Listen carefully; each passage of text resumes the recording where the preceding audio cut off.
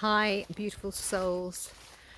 Yesterday, day before I think it was, I almost stood on a beautiful little harvest mouse. I don't think I've actually even seen a harvest mouse in this country, but it was so cute. And what I want to share is that when things like this happen, there'll be a meaning, like a message in it for you. And if you share that and somebody else hears that, then there's a message in that for them too. So we are multi-dimensional beings, and messages come in all sorts of ways. They may come from our guides, our highest self, departed loved ones. I mean, they can come in all sorts of ways for our guardian angel. Butterfly, did you see the butterfly? So what I want to share is that when something like that happens, it's very tempting to go and consult a totem book on animals, or that sort of thing. But instead, you want to practice looking deep inside yourself the meaning. So, what does that mean to me? Rather than going, oh, what does that mean to somebody else? What have they written? Because whatever they've written isn't absolute. It's not absolute. And then you're letting somebody else imprint their meanings onto you, instead of finding what's meaningful for you from within you, from your soul. What does it mean to your soul? So what I would do is I just sit there and I just smile with that harvest mouse in my heart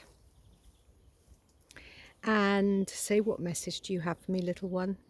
What do you want to share with me? And I do it like that.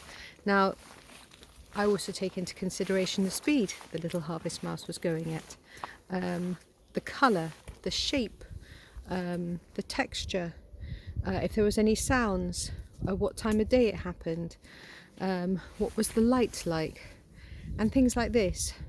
So you don't actually need to read a book, consult a book to find out what that meaning has, because it often isn't going to be the right meaning for you anyway.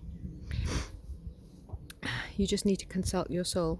You just need to go within and keep connecting. And I tell you, this is something that we can all do, is just to keep connecting with our highest self, keep going within and expanding that area, so that we eventually are walking as our highest self here on the earth plane in these physical bodies, and that there isn't that separation of having to go, oh, I've got to consult with my highest self, that you just are your highest self, that you merge with your highest self, and that the wisdom is completely always 100% streaming.